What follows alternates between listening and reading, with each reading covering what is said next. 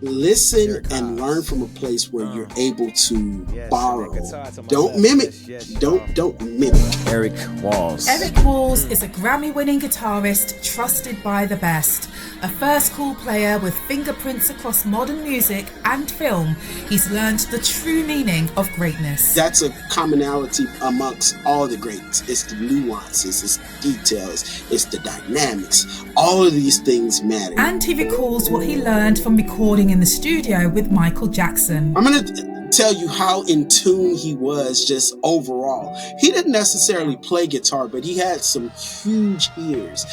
Grounded in gospel and inspired by everything from bluegrass to country, Erick breaks down his approach to finding his own unique sound. If I'm incorporating all of these different bluegrass technique with an R&B, chord shapes and pull-offs and stuff, that's uniqueness all in itself.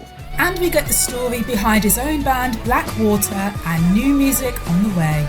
Thank you so much, Erick, for joining me on Guitars of R&B. How are you? Thank you. Thank you for having me. I am so thrilled and honored to be here. This is it's an amazing thing that you're doing here. So thank you for including me. I think this is really special.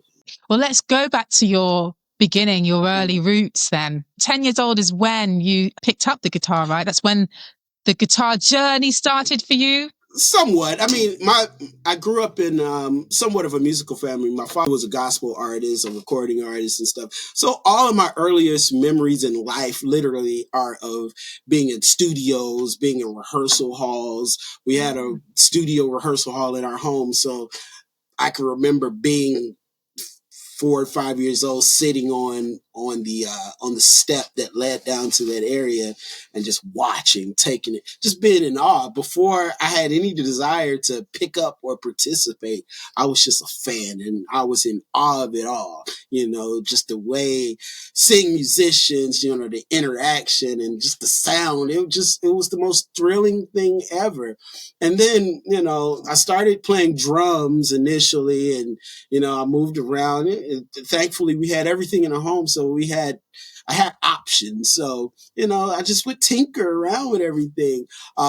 In my dad's band, there was a guy by the name of Jackson Russell. He's a friend of mine to this day. If I was 5, he was probably like 11 or 12. So not much older than me, but he was essentially a kid himself, but one of the most amazing guitar players. And he really was like one of my earliest inspirations because I'm like, he's a kid, but he's playing like a grown man, so wow. I'm from North Carolina. And, the area in which we're from, there's a huge, a lot of iconic gospel singers, Shirley Caesar, John P. Key, and our hometown of Durham it's kind of like ground zero for a lot of the traditional quartet groups. Like we have a venue there, the Durham Armory, which was the former Civic Center, and it was like all the Chitlin Circuit acts from the 50s and 60s, the Ike and Tina Turners and all. But then on the flip side, all of the gospel artists, the Dixie Hummingbirds, the Mighty Clouds of Joy, the Violinaires, the Soul Stirrers, everyone would come through there. So, up until, some of my earliest memories are of being, seeing like the Dixie Hummingbirds in maybe like 1985, the original members, just, not knowing that I was witnessing like something like some of the greats, some of the architects of the music, sing that, it was just life changing. And it was a norm for me. So I didn't think anything of it other than, this is just amazing music and I love it all, North Carolina, isn't that where the Haleys are from? Like They are. Jodeci? My father knew their father. So I met them in 1986, maybe 87, but I want to say 86, the end of 86, 87. So, when they still had their group, they would come to our hometown at that very venue, the Durham Armory, and I mean, they were amazing. I mean, they were kids essentially, but it was like, oh man, Yeah. And once again, another inspiration. So, I work, I see them from time to time. I work off and on with them over the years with Casey and Joe. And in fact, when I moved to California, Devontae, although I didn't know him, as a kid, but, we connected as adults. But, having that common tie, was just it's an amazing thing. Like we were able to connect. Our roots are Yeah. all basically the same. Yeah. So yeah, yeah. And he's a serious musician as well. So Oh, I bet that was quite absolutely. inspiring.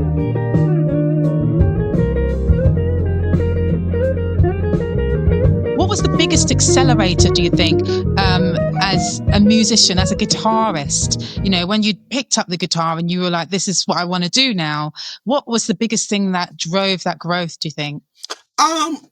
Just the experiences. The more experience, the more settings I found myself in, the more I was able to learn and soak up.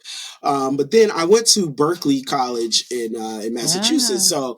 So, the amazing thing about going to a place like that was, it was my first time in my life that I was surrounded by people in my general age range that had that same level of commitment and drive that I had. So, I was meeting people from all over the world, but, those type of settings allow you to soak up and learn from, so many different angles. So that was really the thing that kind of, I think, pushed me ahead, just being around so many different types of people, playing so many different types of music. And I was a fan of, my father. Let's back up. My father, aside from being a gospel singer, he was a music aficionado. Like he knew all types of music and he exposed us to so many different types of music.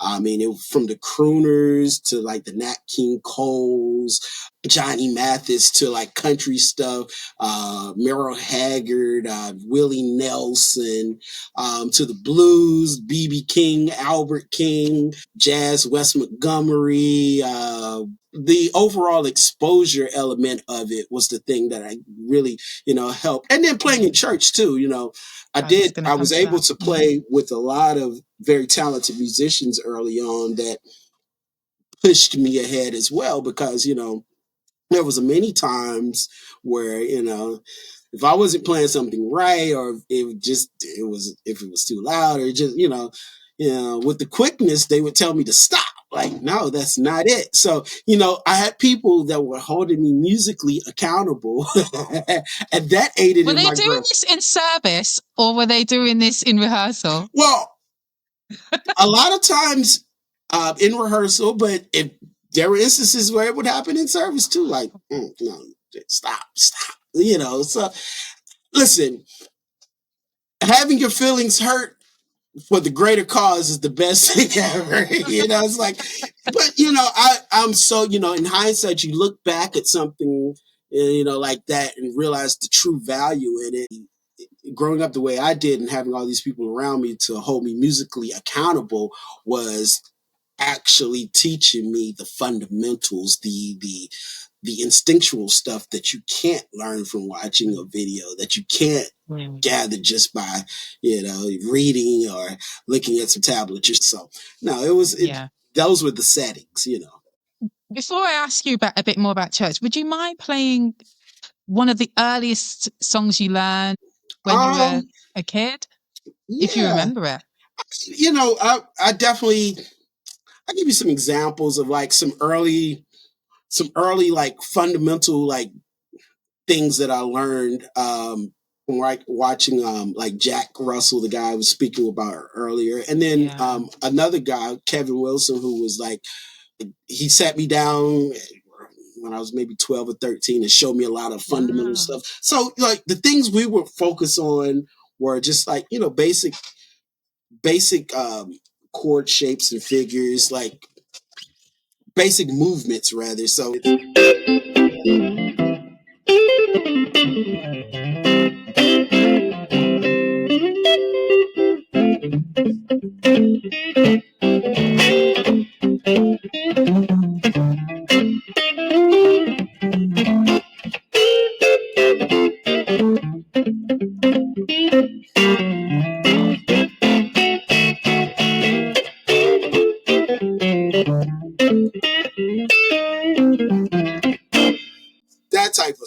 you know. You know, playing in church is like a rite of passage, isn't it, for R&B guitarists? It really is. It really is. It really is. I mean, it's the thing that teaches you feel. I mean, it's all feel based. And once again, it's a lived experience. It's not something you can necessarily learn out. I equate it to this. You know you're doing it right when people are moving. You know you're doing it wrong when people are cringing. You know, so it's really as simple as that. I mean, you know, as spiritual of a thing as it is, you know, that setting, it really is still based around people wanting to have something to move to. Like, you know, and it's really as simple as that. I mean, but you've also it teaches you to think. You got to think on your feet. You got to listen to other band members. You know, what does it teach you? What are the kind of things that you get from that environment? It's helping you create your musical sensibility. You know, you just said, you know, you nailed it. You're listening. It helps you develop your ears when you're playing in a setting. You know that. Because it's not a formal setting where, you know, you're reading a chart or something, you know, or at least in the Pentecostal church, you know, that's the setting isn't that. It's not formal. It's not structured in that way. So, you know, having to learn stuff and having to, you know, especially the role of a guitar player, like it's more about counterpoint, knowing the bigger the band, it's more about counterpoint, knowing where the holes are that will allow you to play and to be heard, and just, you know, and also like it teaches you what not to play. It teaches you, like, you know, how to just be sensitive to the overall situation. It teaches you dynamics. You know, you can't be on 10 the whole time. You know, you have to kind of weave, and, you know, so no, it just helps you create musical sensibilities that you really can't learn outside of being there. You know, the closest thing, I have a friend, you know, amazing, very famous blues guitar player, Josh Smith, and we talk about, you know, we're close in age, but he grew up playing in blues clubs as a kid, and it's the same thing. You know, it's the same sensibilities that you develop in, you know, that setting, because once again, if you're not playing anything meaningful, people are going to let you know, or they're going to respond accordingly. So, and that's really what you want. You know, you want to see those church mothers and, you know, the ladies with the hats dancing. You want to, you want to, you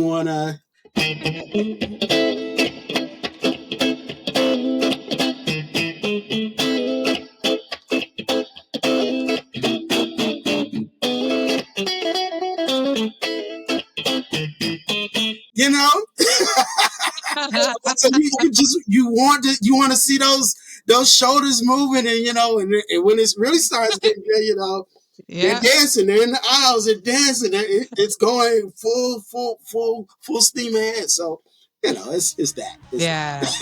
I had that experience in church when Ty Tribbett turned up to our church. Oh, wow. Like, it was completely unannounced. It was insane. Honestly, we'd never seen anything like it. We were all up on the chairs. Like, it was amazing. I can imagine. I can imagine. He comes from that tradition. You know, I get it. I get it. You know. Yeah.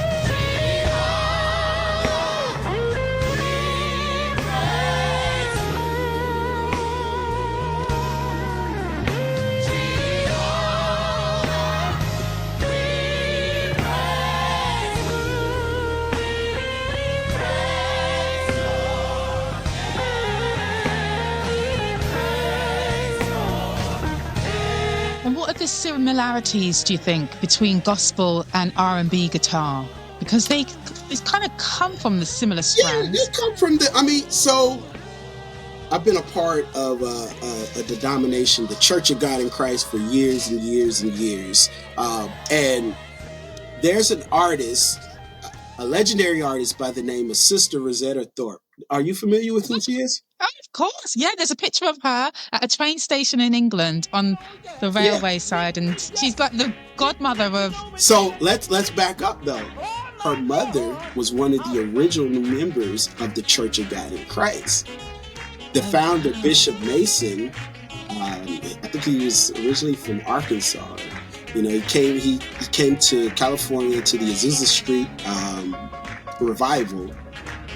and received the vision for the church and took it back east. She founded the church, and her mother was one of the. She would travel with them and all of that stuff. So she literally was like the musical. I don't want to say entertainment, but she was like the musician early on for like a lot of like early Church of God in Christ revivals. So, she's credited with having the first rock and roll record Yeah. ever. Like, she's Johnny Cash's favorite artist. Everybody who knows, they know. But so you talk about the similarities, is literally birthed out of, R&B, rock and roll, whatever you want to call it. It's birthed out of gospel music. It's like, it's the child of it. So the similarities, especially if you want to, do the timeline trace of like the Sam Cooks, Sam Cooke started out in the Soul Stirrers. The only thing he did differently in becoming Sam Cooke, the R&B singer, was change a couple of lyrics. It was the same music, It was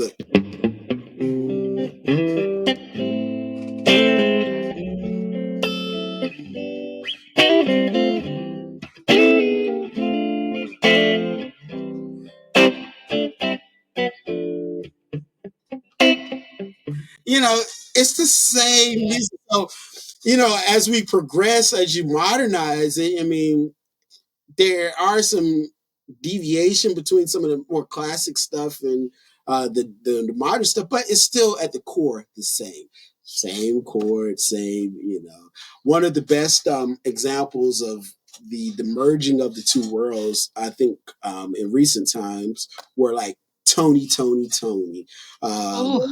Yes, I had a opportunity. Raphael Sadiq's a really good friend of mine. I've worked with him over the years quite a bit, but they were able to take a lot of the gospel quartet or the traditional gospel guitar playing and incorporate it in, just modern R&B context,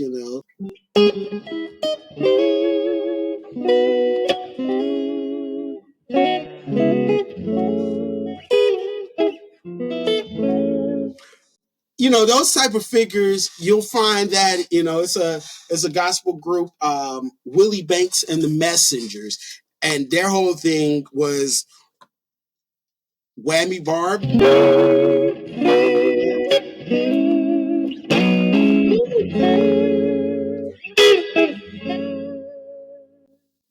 It's the same vocabulary. It's just applied in different ways.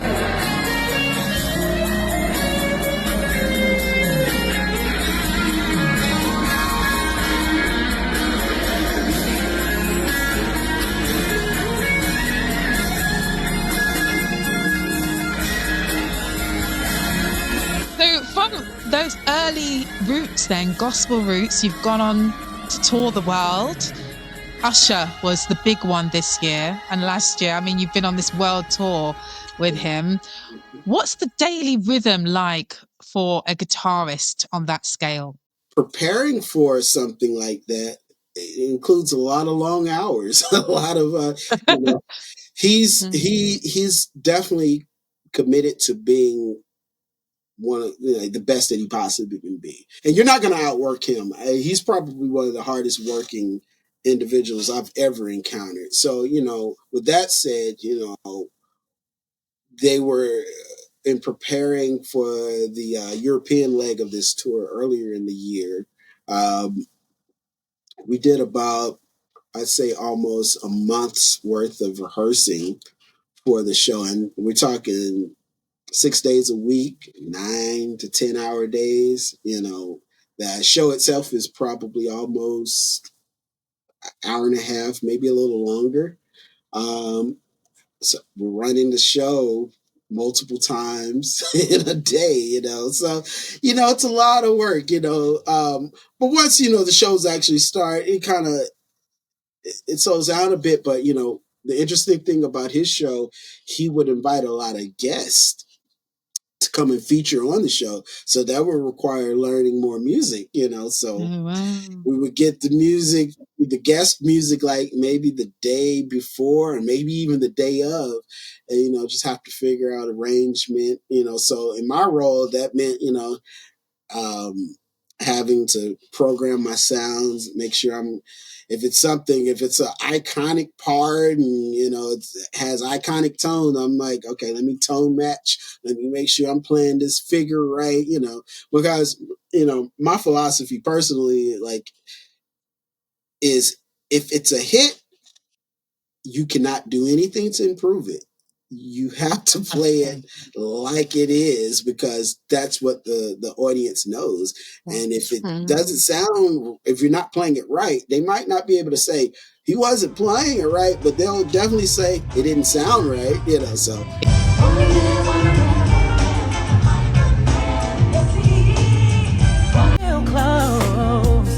But every time you build me up, sometimes love comes around. Can you share one of your big wow moments, a session or a performance? Over this past week, I've been working with the legendary Isley Brothers. I've been working with them off and on for about 25 years. And this past weekend, I was sitting around talking with the guys. They're like my musical grandparents, basically. I've learned a lot by being around and just having conversations, soaked up a lot of, history and just knowledge overall from those guys. I mean, they're just, if you don't know who they are, they're the only group in popular music to have had consistent chart success since the 1950s. And Jimi Hendrix was in the band. Elton John was the piano player at one time. The Rolling Stones have covered their music. The Beatles have covered their music. So it's just one of those things. But anyway, I said all that to say, we were reminiscing this past weekend. And we did a show, maybe it had to have been about 2002. After the first, I guess that was considered an epidemic, but it was like a coronavirus called SARS. But basically, once it all kind of blew over, the Rolling Stones had a concert there to kind of celebrate the reopening of the borders and stuff. And they invited the Isleys to play with them. And I think to this day, it's the biggest ticketed event in Canadian history. So it was over 800,000 people there. As far as the eye could see, it was nothing but people. So that was one of those wow moments, like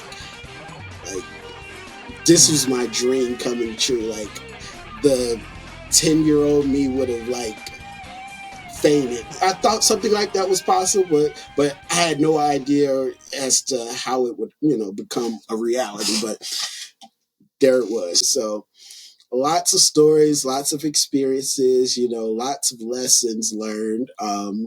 And I've just been very fortunate to have, to have been around a lot of the right people at the right time, I think. So I think you're underplaying yourself there. Well, Your talent gets you through. Well, I'm going to tell you this, as it pertains to talent, that's a very good observation. But, your talent can only get you so far, believe it or not. I mean, that's true. They say your talent gets you in the room, but your character and your personality is the thing that keeps you around. So, I'm a student and a fan of the instrument and music, but I love people. I love to be in the midst of creative people that have extreme amounts of talent, but I love just to soak it up. So I pride myself on being just a person that people want to be around. I've read that was something that struck you when you were working with Michael Jackson, just how down to earth he was. Is that something you can talk about? Can you share what that experience was like? Absolutely. That's definitely one of those, speak of career highlights as well. I'd had an opportunity. Well, a buddy of mine that is from North Carolina as well. We moved out to California together, and he's a pretty well established producer. Ron Nephew Filmster. He's done a lot. You look him up. He's the guy. So at any rate, he met Michael maybe early on after us being out in California and going on to work with them, and it just so happened to be Michael had started to. After he went through his little legal things that he was going through in the earlier 2000s, he started working again. So The house that he passed away in over in Homely Hills off of Sunset Boulevard, he had the pool house basically converted into a studio. And, we would go to his house like 10 in the morning to around 10 at night. And it was one of the most remarkable encounters because, I'm not a person that's easily starstruck. But the thing that really I was taken aback by was the fact that Michael presented himself and acted in a manner as if he'd never accomplished a single thing ever. I've Mm-hmm. never encountered somebody so driven to the creative, so driven and so committed to the creative process. I mean, his thing was it can always be better. That's good. Let's try it. Let's try it. So he was, I totally get why he was able to accomplish the things that he accomplished. He was just so committed and focused, and we had quite a few conversations, just in terms of him talking to me and telling me like that, he said, Eric, well, basically I moved to California when I was like 12 years old. And, the music thing was the family business. But, as I became, as I got to be a late, in my late teenage years, I guess he really got around like Stevie Wonder and was able to hang around in the studios kind of by himself. And he said he discovered like he wanted to commit his life to being the best at what that part was, not just being a performer and, doing what the family was doing. Like, so that kind of struck me because he was like, and he proceeded to tell me stories about them growing up and traveling in the American South during the 1960s and all that stuff. But it was just amazing to see and hear him talk about it. But then at the same token, to see it in real time. And like I said, he was so committed. There would be instances where we'd be working on parts and working on stuff, and he'd be off in the corner by himself. And mind you, no cameras around, no fanfares, no. But he's off in the corner, beating on his chest, just into it. And doing that thing that, I'm like, you've got to be kidding. And, like you just get used to it. You get used to it. I'm like, that's just as Michael. And, you get comfortable. He made everyone feel comfortable. And it was not a thing of, it was no ego. So that was just, for me, it was just a great thing to see because it just reminded me like, never lead with what you do. Just be a good person, and you commit yourself to being the best that you possibly can be, and everything else kind of falls into place. So I was wowed by that and nothing else. Like, just not the. And I've been around, quite a few notable people of stature. And for those that don't know, the album that you worked on with Michael was Michael. It was his. Yeah. So some of the last recording that he ever did in his lifetime, we were able to, kind of piece together those tunes so they would be, presentable. I think had he lived, they would have been amazing songs. They're okay, but nonetheless, it was just a great opportunity to be with him in the room, him dictating parts to me, us, bouncing ideas off of each other, so it was, speaking of guitar, and I'm going to tell you how in tune he was just overall. He didn't necessarily play guitar, but he had some huge ears. So we were working on a part, and it was in like the key of like E flat, but I'm tuned in like standard tuning. So I'm playing on the low E string. And once again, I said the song is in E flat. So he's like, the song called for like a low E flat. I'm like, I don't have that low note. He said, let's tune the guitar down. I was like, let's tune the guitar down. So it was just like, that blew me away, because like for somebody not to play the instrument but to have the understanding that that's a possibility, it's just, to me it's just like, oh wow, you're really like in tune. But you don't sell hundreds of millions of records not being in tune. So, so no, but it was those little details, and I think that's a commonality, but amongst all the greats, it's like details are everything. It's not just the notes, it's the nuances, it's the details, it's the dynamics. All of these things matter. That's what makes something truly exceptional. So Wow. yeah. I mean, that's incredible to watch in real time, I'm sure, Absolutely. But once again, they all are aware of that, Can we hear a bit of something that you played on the album? Do you remember Sure. it? It was so long ago. Yeah, let me see. It's this song, Hollywood Tonight.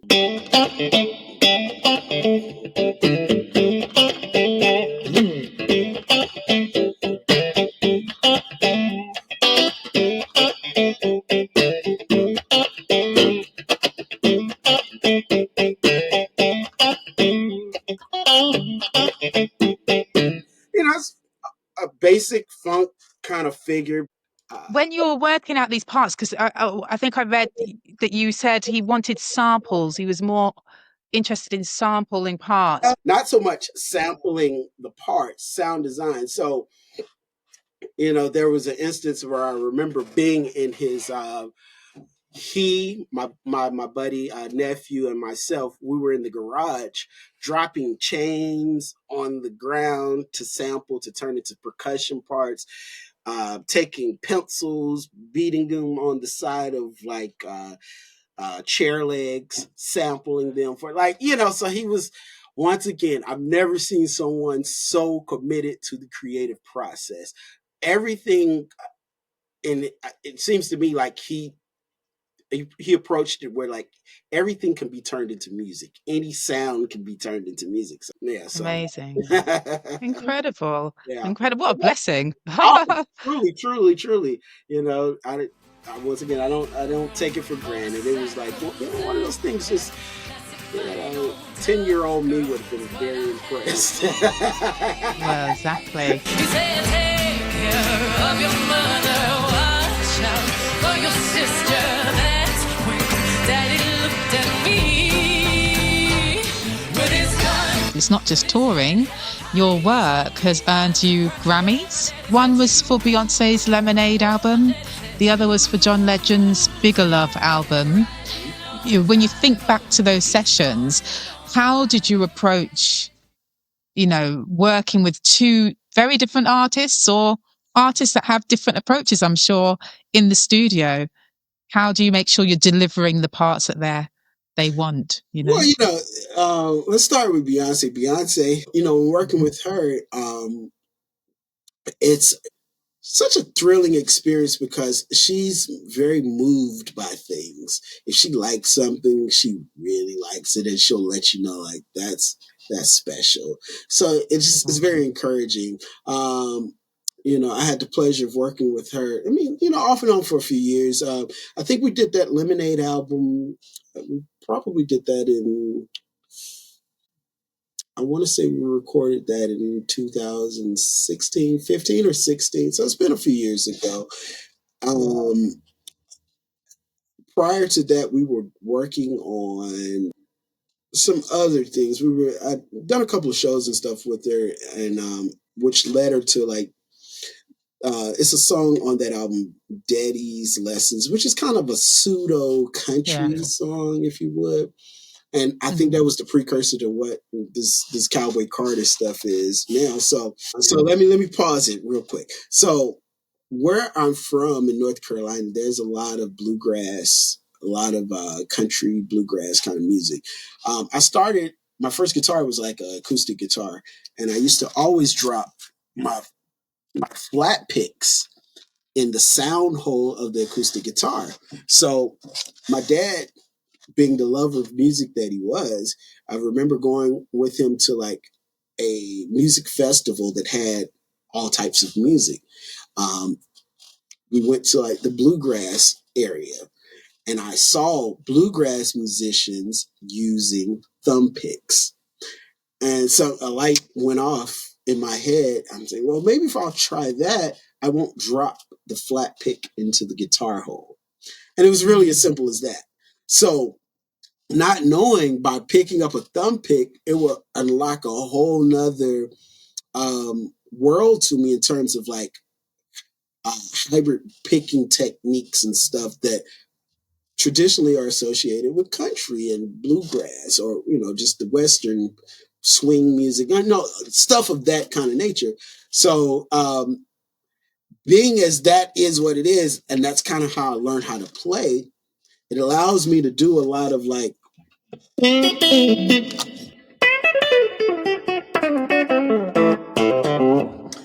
the country stuff. Yeah.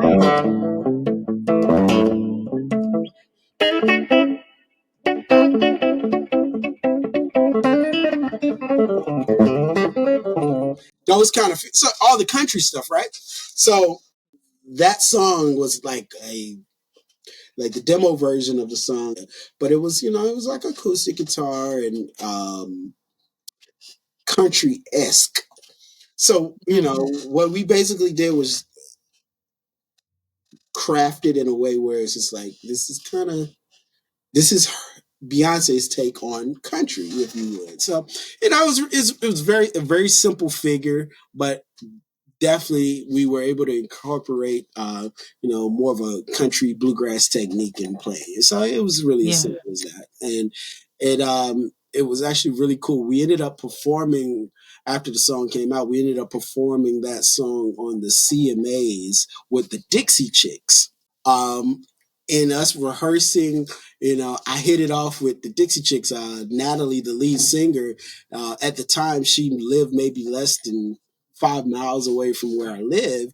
So, we started talking, and she invited me to come work with them. And, so it just opened up other doors where I'm like, I don't consider myself a country player by any means, but, simply by me having somewhat of a background or understanding or slightly of what it is, it just opened up opportunity for me to be able to, kind of work in that space a little bit. So it's amazing how things are kind of interconnected, and how things come full circle as well. So, How much of it is your style of playing versus what they want to hear?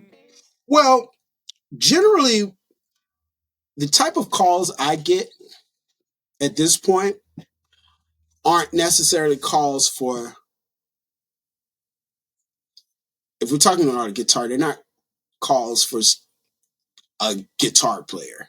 They're generally calls for me to do something that they know I do. Now, there are instances where, especially like house band situations, in those instances, I'm called to play the parts. But, a lot of the recording stuff that I do, it's basically me being able to do what I do in context of what the music is. So they're calling me to do a very specific thing. So, if it's someone like a John Legend, he's wanting me to play some, some rhythm. John Legend loves this type of thing.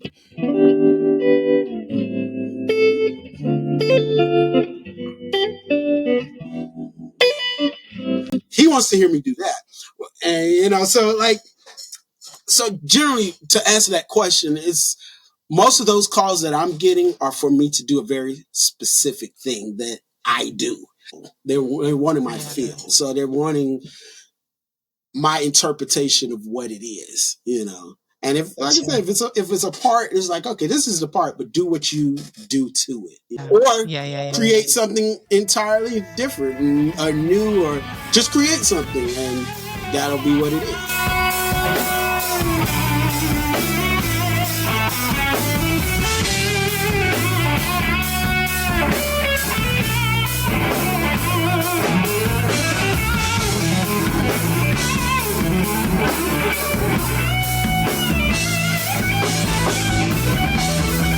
Erick, you're so versatile. I mean, you've talked about country, you've talked about gospel, you talked about R&B.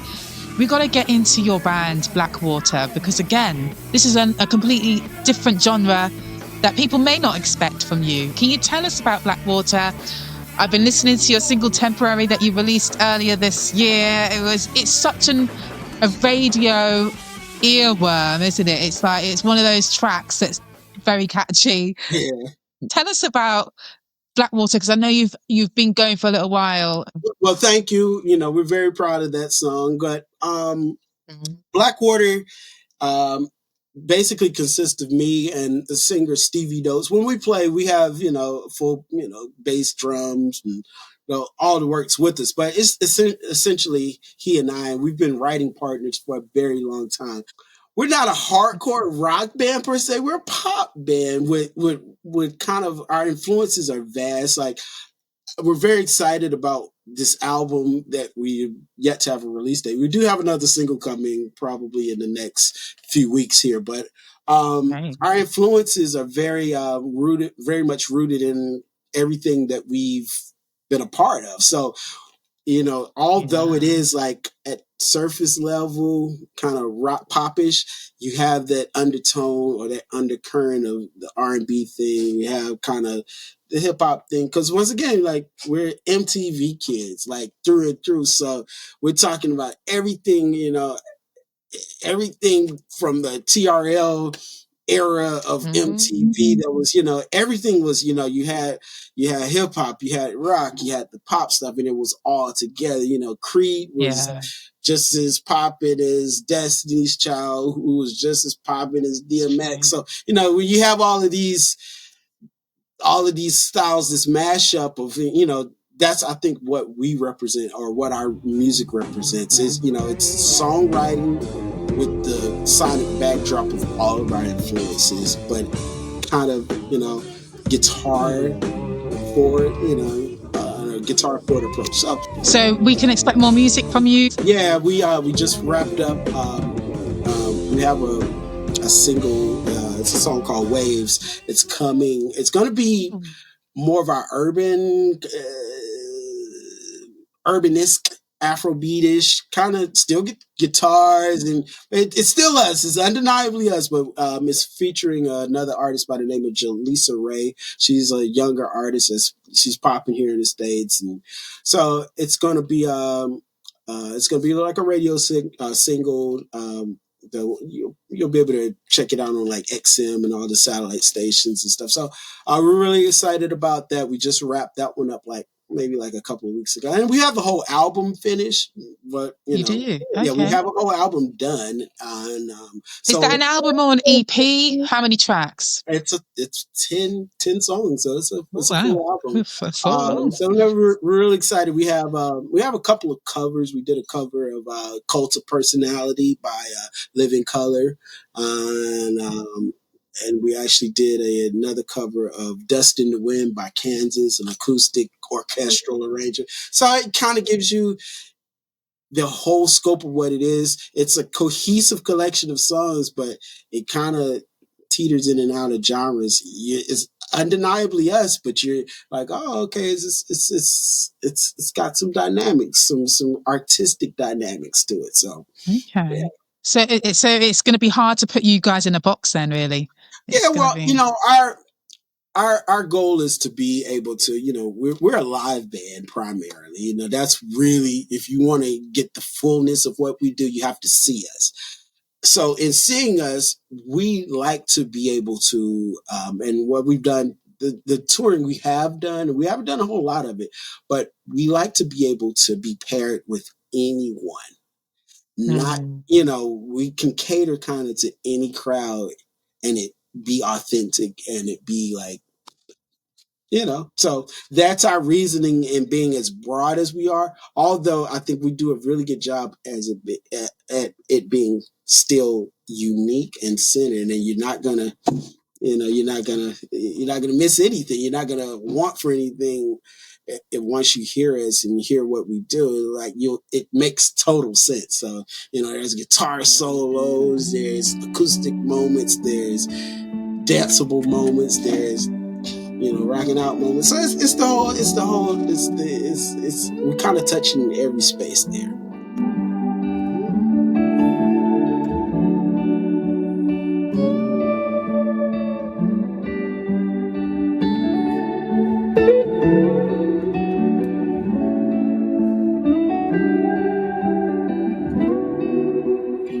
I just wonder if you have any final advice, really, for aspiring guitarists who are trying to find their path. I would definitely encourage everyone to find their own voice. And what I mean by that is,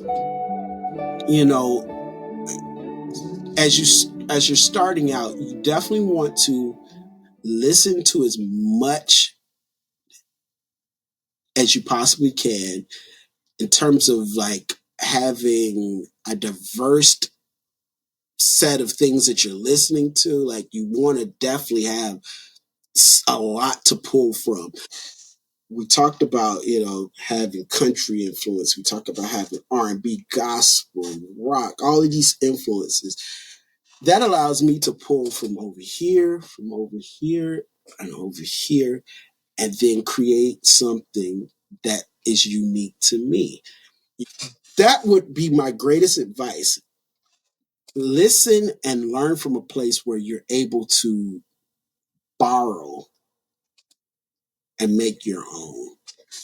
I would encourage not to approach things from a mimicking standpoint. Like, I can be a fan of something all day, learn it, but don't mimic it. Don't mimic.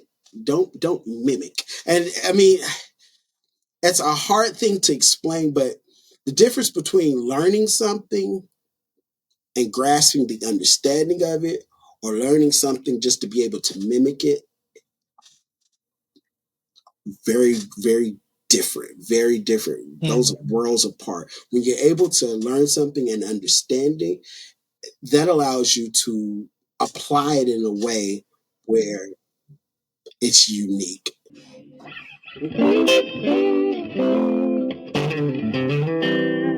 The thumb pick itself it's much darker in tone than a flat pick. So that in itself, it has its own sound. So if I'm incorporating all of these different bluegrass technique with an R&B chord shapes and pull-offs and stuff, that's uniqueness all in itself. So, I would emphasize the importance of learning from a place of understanding and being able to apply it in a way where it's unique to you and you only. If you are able to crack what that code is, there is a career ahead for you.